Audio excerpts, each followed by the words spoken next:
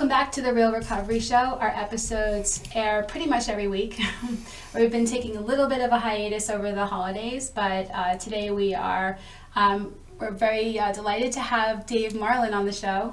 I've known him for a while, and he's been such a strong voice in the recovery community, and it's hard to be in the recovery community and be of service in any way and not have rubbed elbows in some way with him.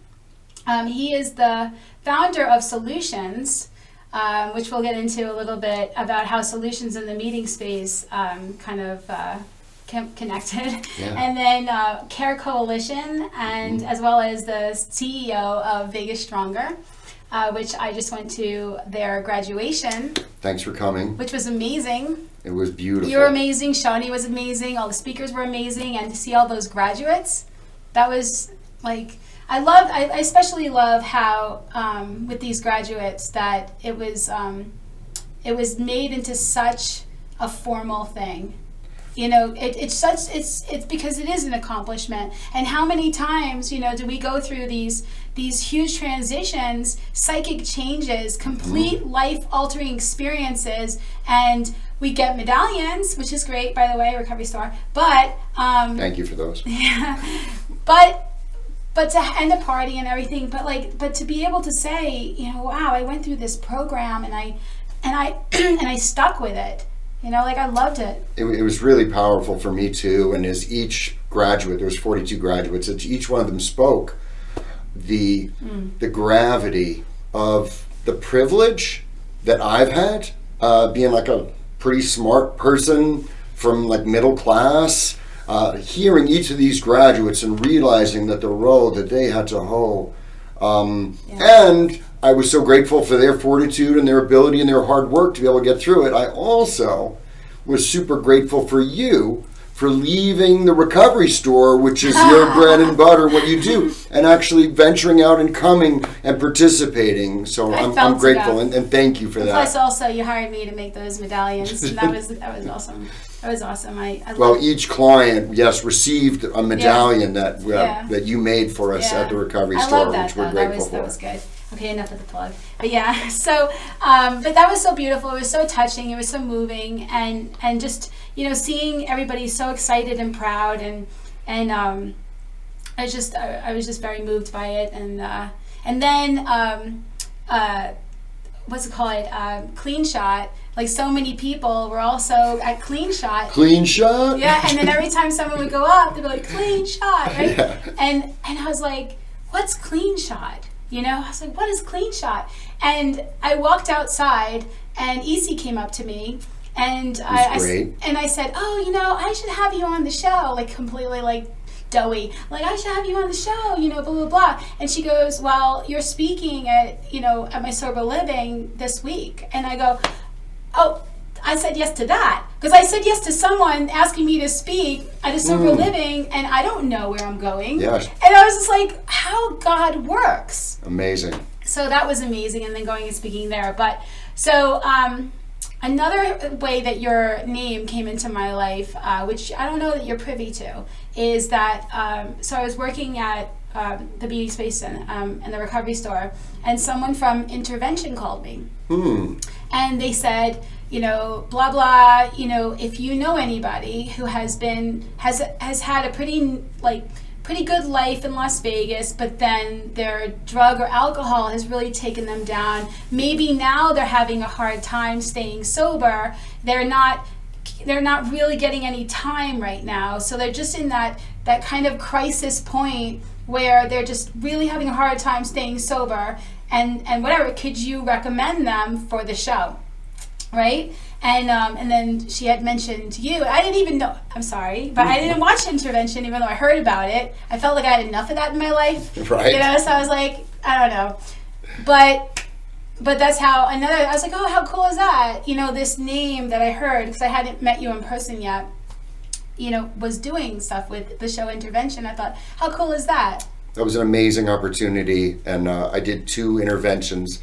One of them in the tunnels of Las Vegas, a really challenging one, and a fight broke out, and there's 4 camera crews, and the lady who I intervened on just got 2 years clean. Oh, nice. So the fact that not only did we successfully perform an intervention, but the person stayed clean is, That's to awesome. me, beautiful. That's very awesome. I found it hard to find people that I could qualify as not being able to get sober, because I felt like I don't know, I just felt like I wanted to have the most positive attitude about anybody that I knew, that they were going to make it, and that every way that I talked to them, I was just going to be like, no, just come to meetings and let's talk about it. Like, what's your block, So Right. I wasn't going to be like, so I could talk to you about maybe something that might help you, not like not that I actually have like that kind of cape or something, but even though I could think I do. You and me both. Yeah, right. I still have like a part where it connects in my back, but which through recovery, hopefully I have a cut off. But anyway, but I would want, I would want to be able to know that I did everything that I could, and I don't know that I would if I was to say I'd help you, but I really think you should be on the show. And it was also interesting too, and I don't want to make this whole show about this, but it was interesting that their family would have been involved too. So are their family okay with this, and are they estranged from their family the person who talked to me had to contact the family. I was like, wow, okay, well, God, if I'm supposed to give her somebody, I think I gave her a couple of people, but I really wasn't sure, and I don't think anything came of it. But that's another way that your name Came up. I'm very familiar with that ethical dilemma, because many times I had TV shows come to me when I was the CEO of Solutions Recovery saying, oh, we want to, film Vegas rehab. And we always said no, because we felt that we would be putting the film or the production folks in a higher priority than the recovery of human souls. So we always absolutely said no. Yeah. So I was grateful as an interventionist. They said, Dave, here's the person, here's your family, you're the interventionist. So I didn't have anything to do with selecting. I was just kind of tagged to kind of come in and run the play. Right. That's awesome. That's really cool. Yeah, even when we had Fox 5 interview me, we only filmed people's feet. Yeah, okay, that's one way I often seen done. Often in 12-step meetings, I'll see people take their phone out or take meetings and saying, doing recovery. And then they check in at the meeting space, and I think that's really cute. So do I. So that's another way. So, well, oh my God, I want to talk about all this stuff, but I really want to go back a little bit, and I want to find out, well, first of all, how sober are you now? Like, I think you're 18 years, right? Yes, and when you say how sober, I don't mean the quality. I'm a purist. I don't mean the quality. I mean, like, well, okay, yeah. Yeah, no, I'm absolutely. I don't use marijuana. No mind-altering substances. No alcohol since May 15th of 2005. That's so wonderful. 18 years. I'm coming on 19. The thing I'm most grateful for is I have a 22 and a 21-year-old son, and they've never seen their daddy drunk or high, and that's a gift of sobriety. That's amazing. That's amazing. Yeah, my kids have never seen me drunk or high either, because I don't have any. That's also amazing. I've accomplished that. Okay. All right. So, as we like to do on the show, we like to go back in time, because we do believe that whether we realize it or not, the thinking, the identity that we think we have, the stories about maybe stuff that's been done to us or by us, the way we view the world, and how we have to maybe run and gun or act in the world to get what we need and protect ourselves, all that is formed in the foundation of our childhood. Whether we realize it or not, a lot of it stems from that. We may never have even picked up a drink until even later on in life, but the thinking, the processing, the whether or not we're going to be more susceptible to traumas later, all that stuff happens in our childhood. So I'd be really curious about little Dave. So I want to know, what was it like growing up, and we'll touch on that for a bit, and just to get a kind of feel for that. And then as you started to get into drinking or drugging, like what did that look like for you? That's a great way to start, and I do want you to know that in some ways, little Dave. He's sitting right here. I'm not cool. I get it. I have a little 8-year-old inside me too, so. And I love that. You know, I also recently finished my doctorate in psychology, and I know that one of the longest running studies has been the Adverse Childhood Experience Study, the ACE. And I would encourage everyone to Google ACE questionnaire and go on and take it. And it's 10 questions to determine the kind of depth and seriousness, the gravity of your negative childhood experiences.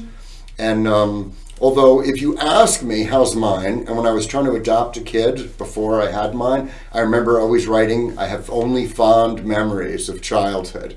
However, when I did the ACE questionnaire, I got a very high score. I don't know anyone who scored higher than me, and high is bad.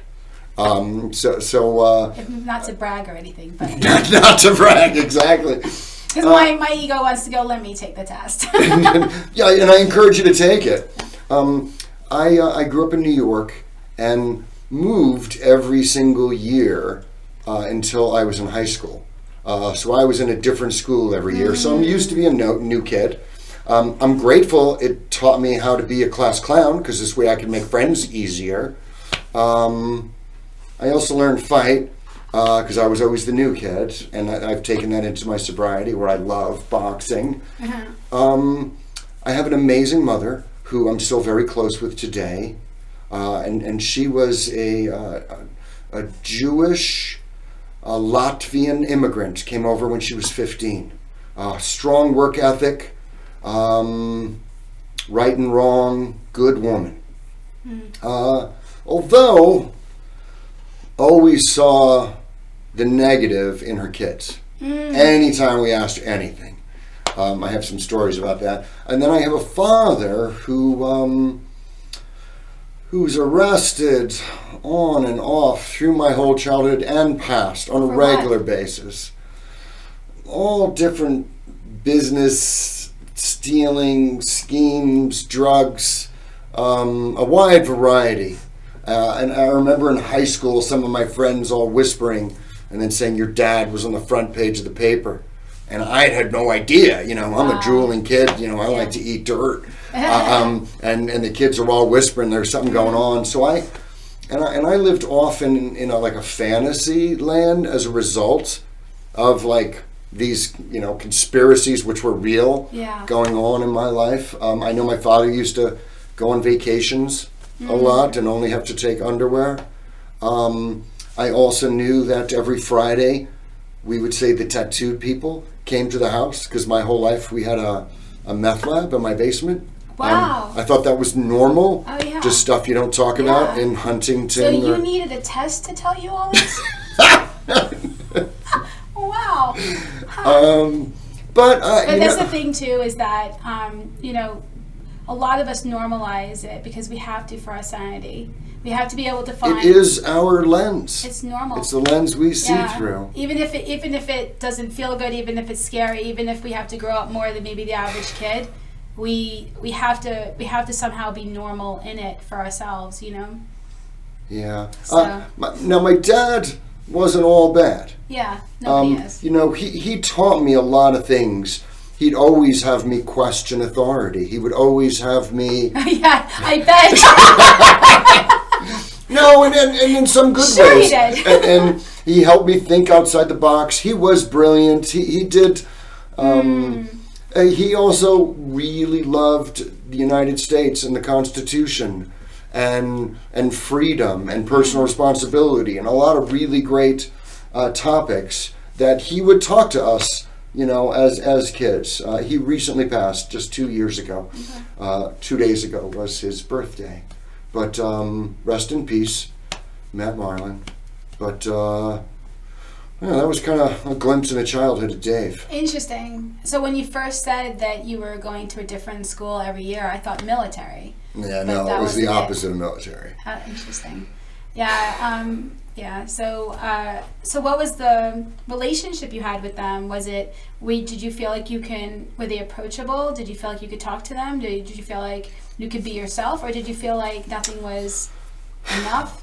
I dealt with this in some weird ways. You know, my dad, he grew marijuana in the backyard, and they would have regular parties. And what it did is it made me hate anyone who used drugs. In my high school yearbook, any person who used marijuana, I wrote freak across their face, Wow. which is still in my high school yearbook. I did not like anybody who used drugs. I didn't know why, but I was angry. So, I didn't really start. Do you feel like you connected the fact that he was doing that with maybe I knew it was quality bad. of your life? No, I didn't. I just knew it was bad. And so inside I was angry about it. And But even just the idea of it being bad, why would you have that such a vehement, why would you feel such a visceral reaction to it? I think I had some shame my whole life that I had to deal with. Like other kids they're not growing weed and they don't have a meth lab in their house, and I'm angry about that. Okay, I understand that. 100%. And I want nothing to do with it. I understand that. And, lo and behold, my sophomore year of college, I tried some. Yeah. And you're like, everything's cool now. Okay. Yeah, so I'm grateful that I didn't start partying hard until I was well in my 20s. So at least my brain got to form, as opposed to a lot of kids nowadays who are starting at 12, 13, 14, 15 years old while our brains are still developing. So I'm grateful for that. The relationship was also estranged. My dad made fun of me that I used the gutter and leader of the house to enter my room for 12 and 13. I didn't want to use the front door of the house because I didn't want to see him. And then I left at 15. I just left the house and was free.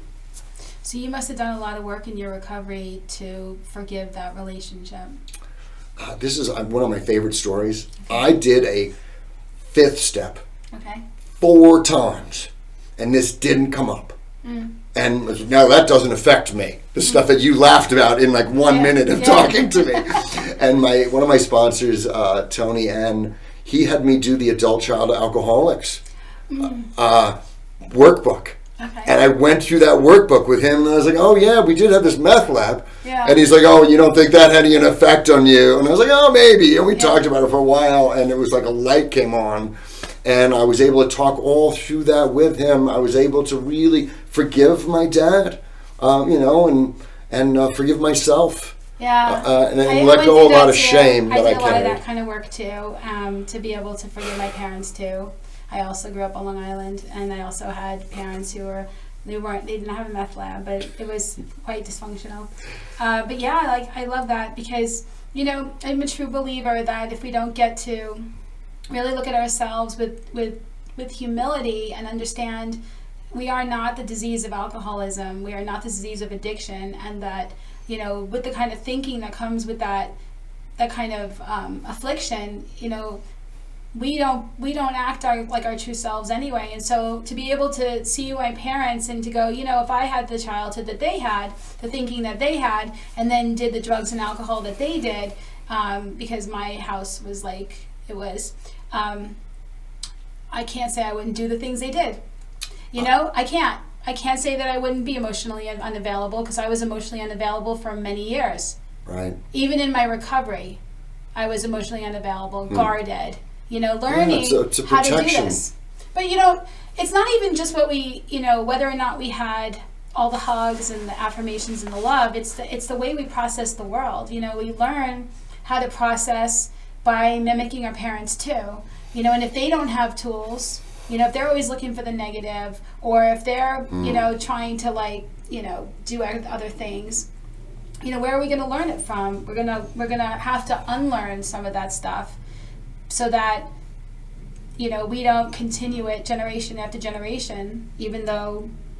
And I see you. I see the stuff that you do, and man, in your own family, you're doing your best to break the chain, right? But you help other parents break the chain. You help all these people who may never have been able to stop. There's there's real interventions happening in such a loving way that allows them, without the extra stigma and judgment, to be able to get real and to talk about stuff they were going to take to the grave and use, be homeless or kill themselves in other way. And I'm so grateful. I've run many treatment centers in Las Vegas, have now helped over 10,000 patients in this little valley come in. Not all of them have stayed clean, but many of them have gotten clean, and many of them have stayed clean there. And to me, one of the things I learned in the 12 steps is it's not what my dad and my country taught me, which is get as much money as you can as the object of America. But, am I being of maximum service? Yeah. Am I helping as many people as I can? And with my extensive experience of being addicted to drugs, that ends up being something I could leverage and utilize, and in a non-shaming way say, you know what? If I had your life, I might have used drugs too. Matter of fact, I did. Yeah. However, I realized that after a period of time, it was no longer a healthy coping mechanism, and that there's a better way, there's a kinder, gentler way. And not only follow us. Not all or nothing, black or white thinking, right? Because just because somebody doesn't necessarily, that you know of, stay clean and sober, right? Because you don't know.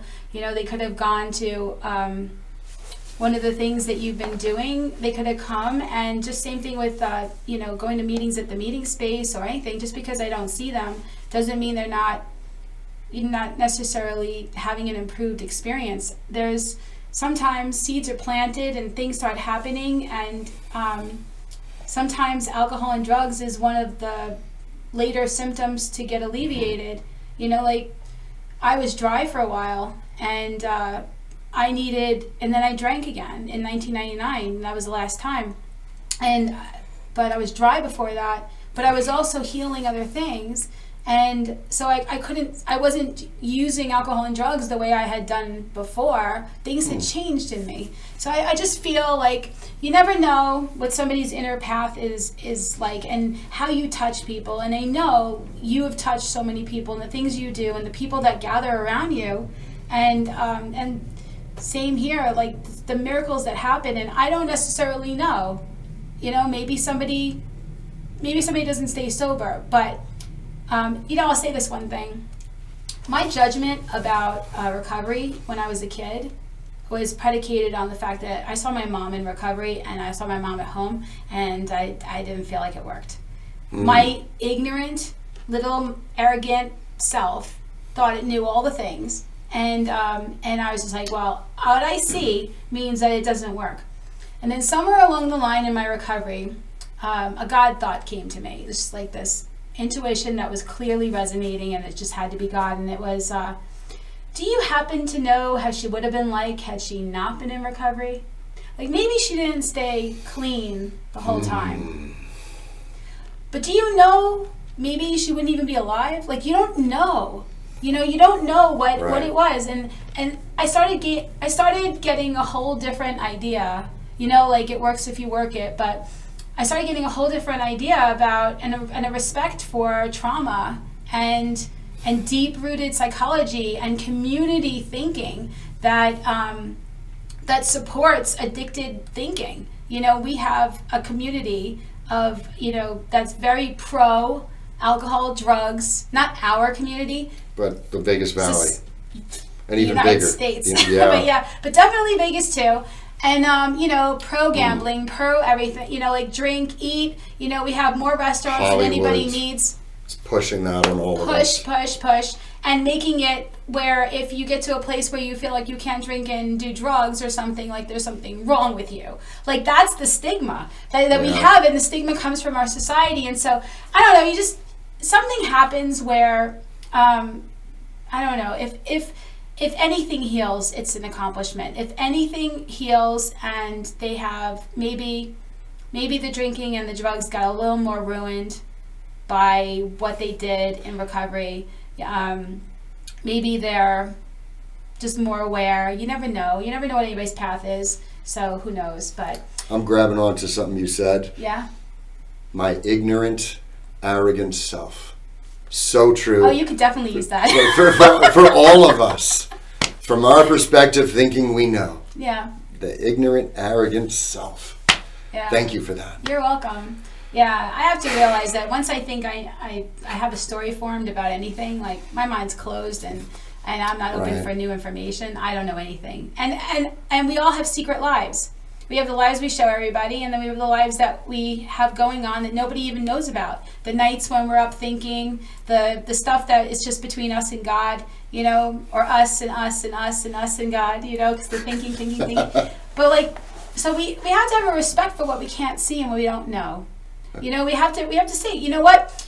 Let go of the results. You have no idea how many people you've truly helped. You think you do, but you can't possibly know. Right. And that's what I want for myself in this life too. Like, I want to help people who help people who help people who help people. And if I change something, one thing, and it has a ripple effect, you know, like, just God keep using me, because as I keep healing, as I keep doing this, like, I have no idea, and you know what? It's not about me, you know, like, but please, you know, because when I was in my addiction, I wasn't about, I mean, a little bit about helping people, because I was codependent too, but whatever.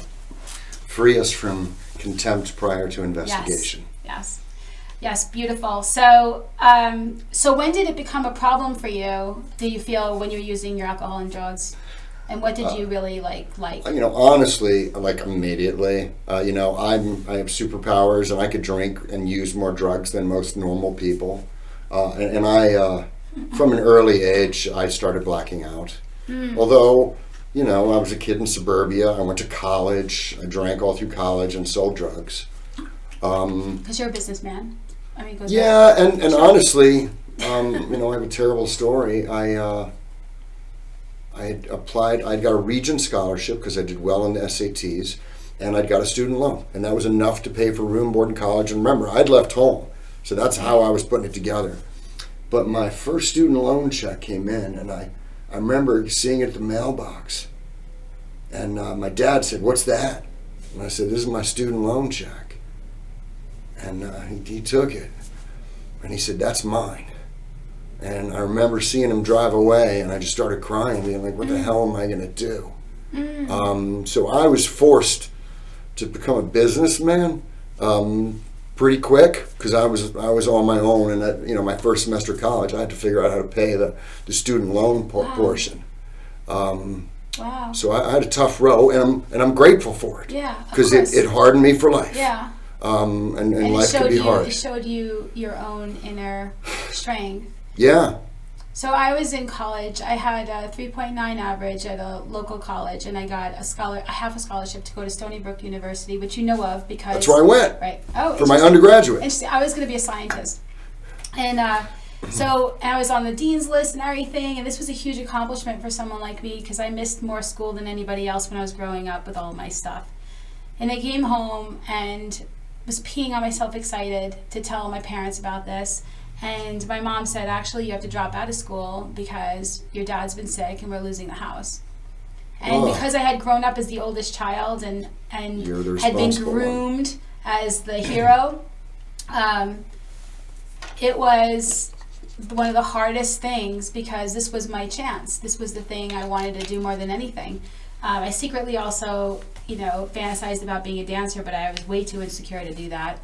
Way too insecure. I mean, anyway, I'm not going to make this about me, but when I had to do that, I ended up dropping out, and I ended high school, of college. I had so I had a high school. I graduated. This is about me. From Half Hollow Hills. I graduated from Half Hollow Hills West. I graduated a year early. I took 11th and 12th grade at the same time, and I took 1 year of college in the same year at Adelphi. Oh, okay. Because a program opened up. Both my parents went there. Okay. Well, actually, it was Morishah. It was to become a Hebrew teacher, because I was tutoring, and I was Jewish when I was a kid, and whatever. But then when I got out, I didn't want to teach, so I went back, but I didn't have any money, so I went to Suffolk Community College. I did a semester there, too. And that's when I got 3.9 average. I was on the dean's list, and I was almost completed with a business management degree, and they said, but what I really, really wanted to do is I really wanted to be a scientist. I studied medical journals when I was a kid as a hobby. So it's just like a thing. And I felt like I could find cures for things because I was able to figure out stuff, and I felt intuitive about that.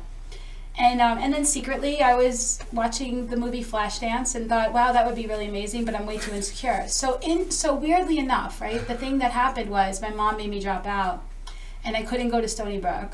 And so I never became the scientist.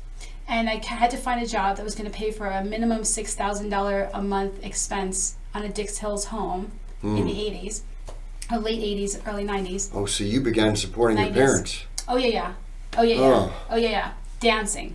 So like I got a waitressing job for 7.5 months, watched everybody, paid for all the food and the lower amounts of bills, and then I was like, well, I'm going to dance. They got a loan on the house. They almost lost the house again. They got a loan on the house. They almost lost the house again. And then finally I put money in and I fixed it and they sold it and whatever. But I was a dancer, and, you know, one can look at my life and go, oh my God, it's such a shame that you had to do that. But like you said, I ended up... became the heroine. I really could have lived my life without doing that. But I mean, like, I don't regret it, but that was a whole codependent thing. They really should have just sold the house when they felt like they were losing it. Like, nobody needs to put your daughter through that. Not at that age. That's not a thing. I don't think I was heroing anything. I feel like I was, like, enabling. But I was this insecure, shut down geek. I had no social life. I had no friends.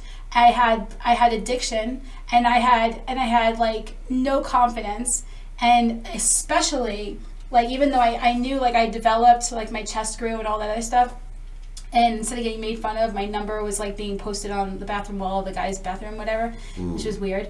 I was so shy and guarded, and like because I was getting like beaten at home, I was like very, like, you know, tough, but I was so shy.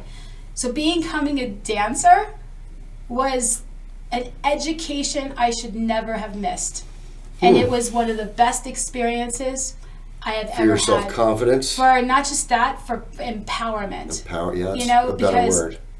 So you never know. So here you're saying, you know, your dad drives away with your student loan money, and here my mom's saying, you know, you think you're on this trajectory, but no, you're not. You're on this other one.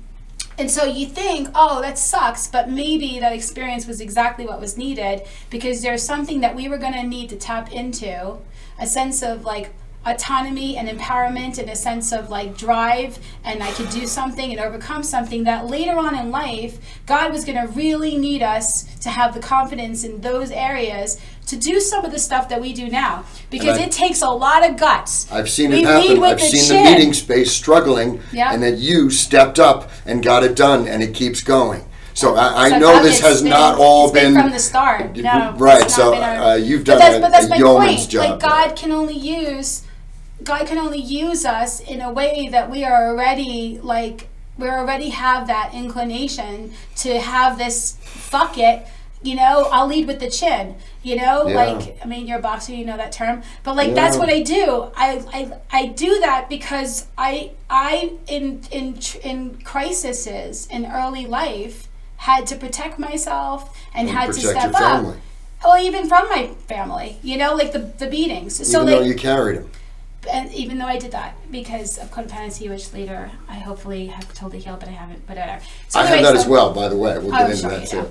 Okay, so when did it become a point where alcohol and drugs, and what was really like your favorite out of alcohol and drugs? Cocaine. Cocaine was my favorite. I can see that. Yeah. Although I love drinking. Yeah. I love martinis. Yeah. And like I said, I could drink more than normal humans can. Did you like the liquors, or did you like the wines? Like, which kind of? Yeah, love liquor, love wine. Actually, you know, I'm like a college guy, so I like beer. Yeah. I like, you know, American draft beer, something you could drink 30 of. It only made me pee. I couldn't stand it. Yeah, no, I was, product of Long Island. So what happened though? So what happened that made you? Something I got from my father, and I got a bunch of things from him, and some I have to be careful of. But something I got from him was an ability to delude myself. And I ended up using drugs and alcohol until I was 40 years old, to the point where every single human that had ever come across me knew that I was in this pitiful, incomprehensible, except for me, because I was like, no, I'm fine. I got a big house in you Summerlin. thought your whole childhood was like a breeze. Right. So I was well deluded, and I had this one night where I came home on my birthday, and I went into my house, and my wife at the time hated me because, I'd been a drunk. I had a 3-year-old son, and he had baked a cake to sing for his dad, to sing happy birthday. It was my birthday. And I walked in, and I bought a case on the way home, and a fifth, and a Ziploc bag. And it was in my truck. And I just got it in case something happened and I needed it later. Yeah, of course. So it was in the garage. And I walked in, and I was totally fine the whole drive home. I'd been a good boy for like 2 or 3 days. And I walk in, I look at her, and I'm like, if you were me, you'd go lock yourself in the garage and drink. If you're that as a wife. Just look at her face. And then I looked at the boy. And I was like, my brain couldn't come up with a reason to get away from him. And all of a sudden, I was like, I want to curse right now. I just did. Yeah, I was like, something's wrong. And at the time, I decided that I was possessed. Yeah. That something must be wrong with me, because there's no logical reason for me to get away from my son who wants to sing happy birthday with his father. He's 3. And I want to go lock myself in the garage for 12 hours and fill myself with poison. And so I had a deer in the headlights moment. Wow. And I was terrified. And I was like, holy shit, what am I going to do? So I, went to a quick birthday party, lied, ran into the garage, finished all my shit. The next day, I called one of my best friends, and I said, I need a list of some places I can get an exorcism. And he laughed. And he said, I think we call those places rehabs. Yeah. And I was like, I don't have a problem with drinking, bro. Something happened, and and he's like, no. And he gave me a list of 3 places. And then the next day I went. And haven't had to relapse. Greatest thing that ever happened to me.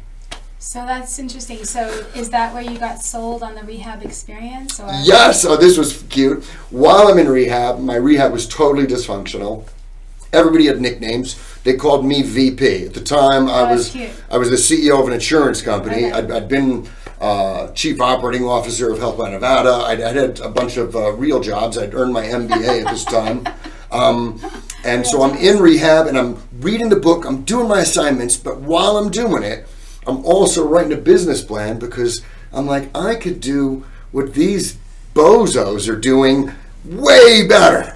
I so see you doing this. It's when you have your own business, it's going into any business, it's like ruin. You can't see it from the same view of everybody else, because your mind starts like, you can't shut When I got my 90-day chip in recovery, I filed for Solutions Recovery. Wow. And then I went to the guy who's like the most conservative, stodgy, Ivy League social worker you've ever met. And I said, bro, we need to empty our 401ks, and we need to open up a rehab. And he said, okay. And the two of us emptied our 401ks, bought some houses, opened up an old strip mall, and we started Solutions Recovery, which became a 400-bed detox RTC PHP IOP. It was incredible. Which was amazing. And it was on Rainbow, down the street from where the now... Yeah, and its demise ended up being instrumental. We're going to get to that story in just a bit. Let's take a quick break right now. Please remember that the opinions expressed here are strictly those of the people who gave them and do not represent any 12-step program or are meant to replace your own intuition or professional medical advice. See you in a bit.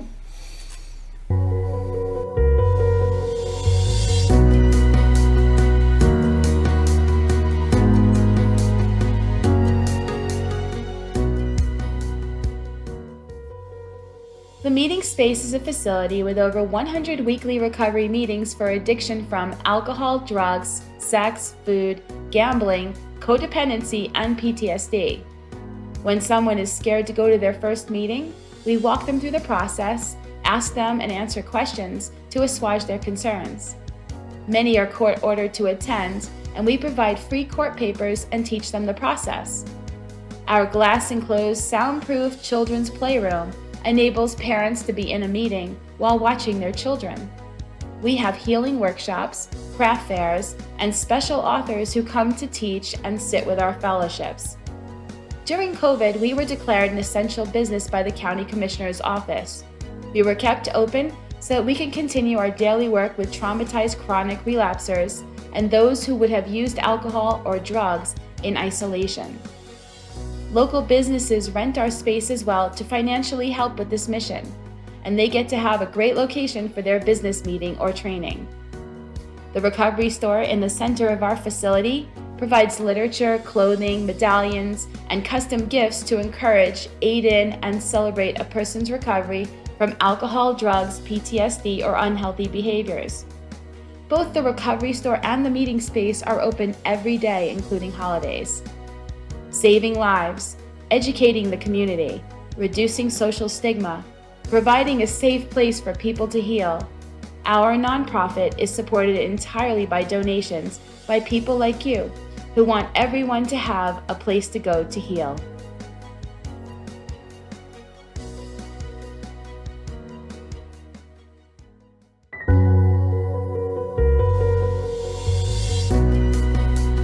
Welcome back to the Real Recovery Show. Before our break, we were talking about solutions closing and the meeting space opening. And if you're not familiar with this story, do you want to start or? Well, you sold Solutions. I did in 2016. I sold Solutions, at the time for a lot of money, more money than I'd ever thought I'd make. And you sold it to what, like American Addiction Centers, Okay. which was a New York Stock Exchange publicly traded company. Okay.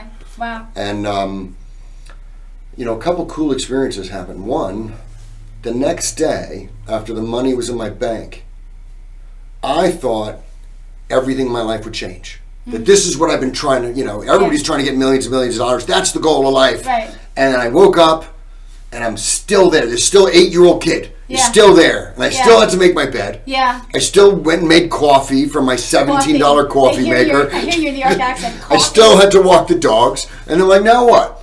Well, let's go to work. Nothing at all changed in my life. Yeah. Even though I'd been trained to say, get money. That's the whole purpose of why we're here. And it's such a lie.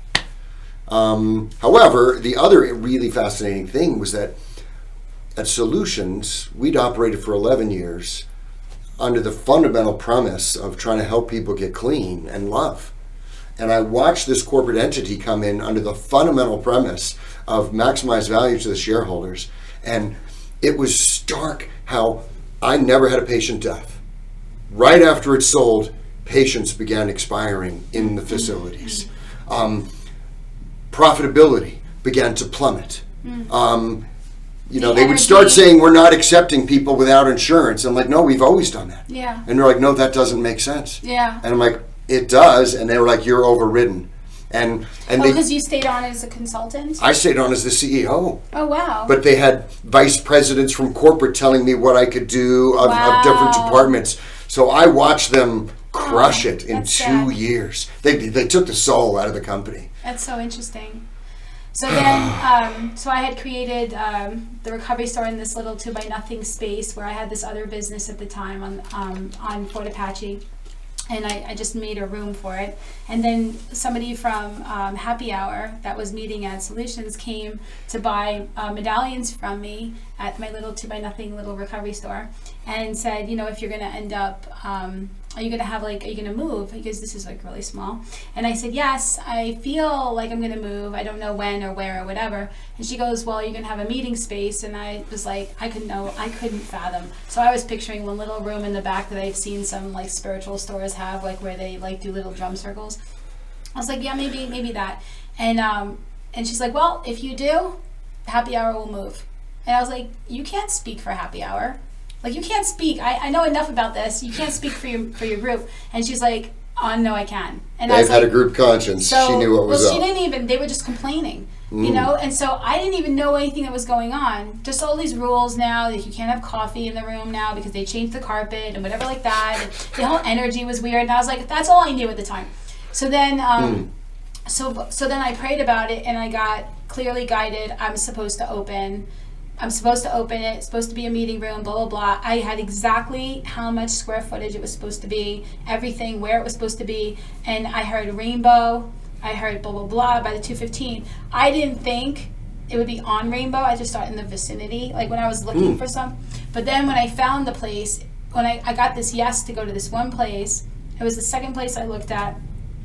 Coffee Bean was there, and like the bus stopped right in front. It was exactly the square footage, and then this cleaners was going to become room 107, and I was like, okay, you're guiding me to do this when? February, okay, with what meetings? Like, what are we doing? And I just, sometimes when you don't hear all the guidance right away, you want to jump ahead, or I speak for myself, you go, oh, I'll probably be the one to start a lot of meetings, right? And all of a sudden, we're doing this, we're building it. I have no idea what's happening. I just know that, okay, that area, because Solutions and Serenity Club took care of from all the way over. Serenity closed too. Yeah, but for me, I was like, from where the meeting space is, all the way to Mountain's Edge, into that whole area, they would all have to go. None of the churches were having a hard time having meetings in, like, it was just weird. So it felt like a real need for all the programs. Boy, were you right. Well, it was intuition.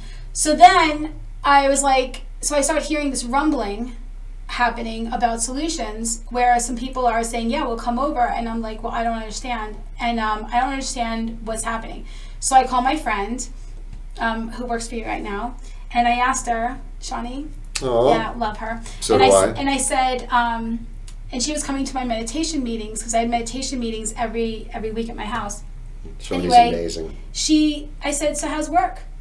And she goes, funny you should ask, and but I feel like I could tell you, because it's about to not be a job, and she told me that Solutions was going to close, and that they weren't going to tell the meetings because they were afraid that at the meetings, the people in the meetings would get really upset and that they would blow up. And so nobody was getting any official notice about when they were going to be closing. Well, I was gone already. Yeah. So, yeah, nobody's blaming you. Well, and it was crazy. So then I went there and I started talking to all the people. That just isn't something I would do. Yeah, no. It was, I know you wouldn't. That's crazy. And so, long story short, we ended up inheriting like 30, 40 meetings from that just in starting.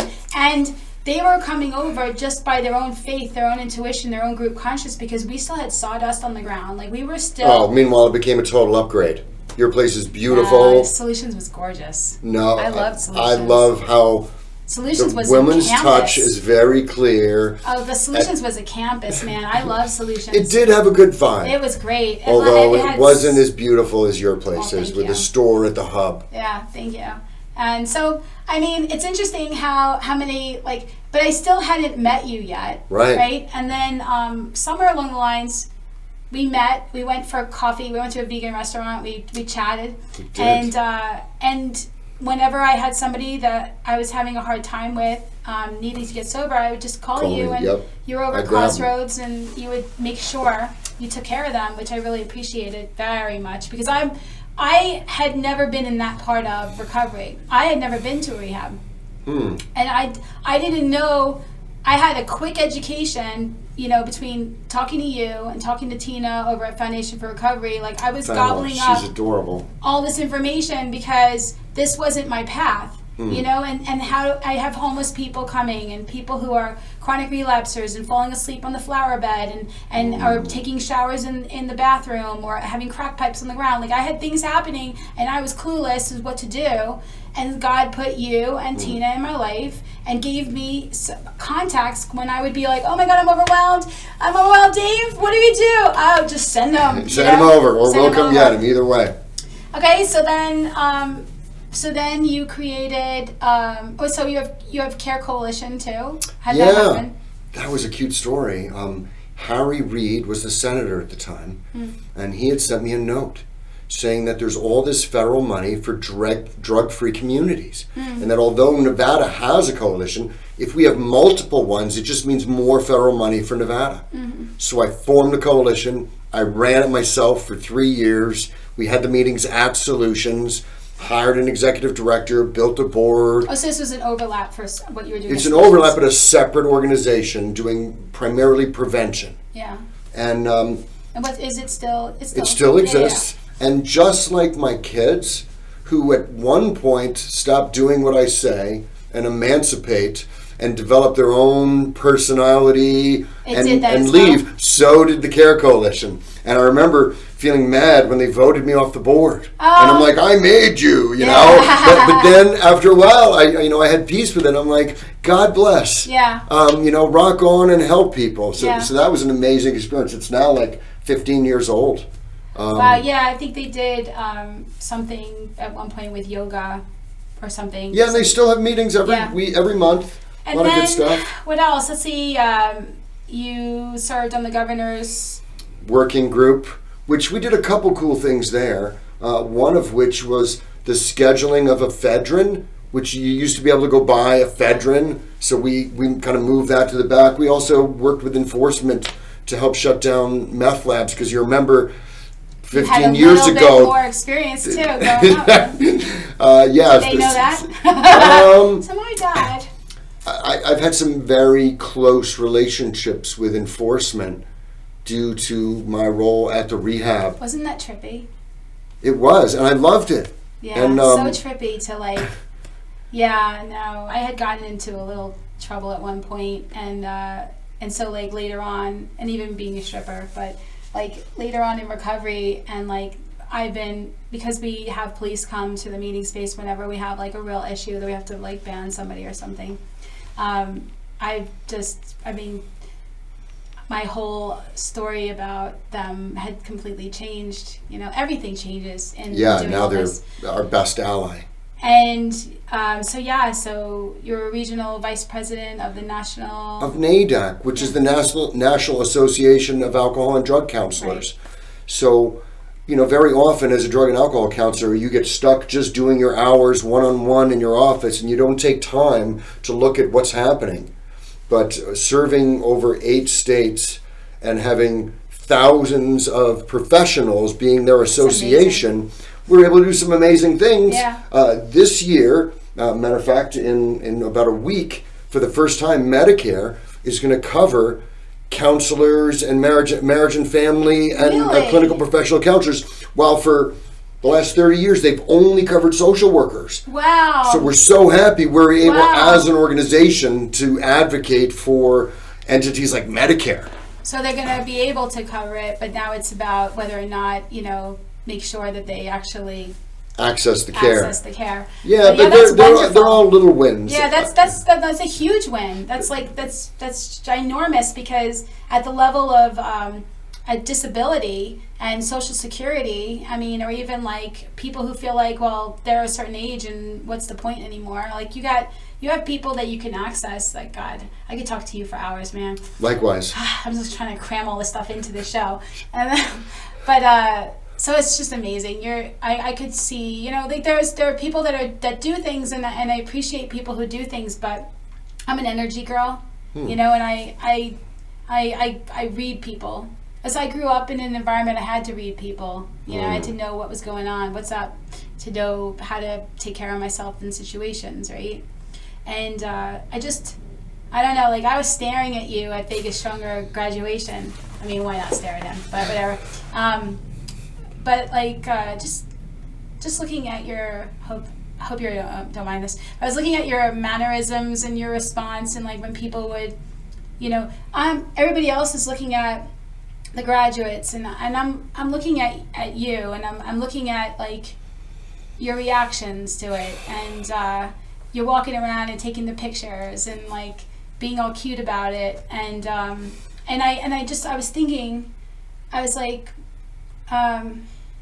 was thinking that when I was looking at it, I was thinking, God, you've been doing this for a while, Dave. Mm-hmm. And you're much more mature now, because you grew up doing this. Right. You grew up, you started Solutions when you were like a little toddler in recovery. Correct. And I went through the terrible twos and being 5 and then being a teenager. Yeah. So it's wonderful, and then to see you have a more kind of You have a more kind of acceptance type vibe nowadays. You do. You know, you just there's something like I was just watching you, and you're like standing to the side, and you know, it's you're grateful, because I'm like this too. Like I like attention to a point too, especially if it's like thank you Lisa kind of stuff, because like I have that kind of ego. But I also gain great, deep gratitude for being able to be part of something like that, for why they're thanking me. Like, that makes me so freaking happy. Like, my whole vibration, it's one of my happiest things to know if I could have just had a little part to play in that person. And that's what I saw in you. I mean, the chills. I saw that in you. And you know, and I just... trying to be present. Yeah. Trying to just, you know, have so gratitude. You're boxing now. I started boxing when I got clean. So, you know, really? I've been boxing this whole I've been time? fighting 18 years. So I'm... Is that an outlet for you? Absolutely. Not only is it an outlet, I also had one of my sponsors talk to me before I had a fight, because I've had 7 amateur sanctioned fights. Yeah, I've been watching you on Facebook. Okay. Yeah. But early on, my sponsor said, Dave, because I was getting ready to have a fight, he said, you're going to use. And I was like, oh shit. And I realized that I'm allowed, once I get in the ring, I'm allowed to let go and go try to hurt someone. And early on, I was doing that unhealthily, as opposed to being a pugilist and recognize... Instead of feeding this aggressive kind of like... Yeah, negative... which I did in the beginning. But my sponsor helped me through it and said, That's you know... so interesting. You're going there to engage in a practice, which you can do mindfully, as opposed to unleashing a beast. That's really fascinating. When I first got into recovery, because I had big time anger issues, came from a violent house, you can't really avoid that. Or maybe you can, but I didn't. And so I got that punching dummy called Bob. You know, the really cute guy with the no arms and no legs, just like a torso, and like, you know, like come get it, you know. And other people needed to put like pictures of people on it and like take it out on them. I never felt good about that psychically, but man, did Bob get beatings. Bob got some beatings. And I loved it. I loved all that. I have my dad, my grandfather was a semi-pro boxer. And it's a great sport. He was going to go professional, but he definitely didn't get to the mindful.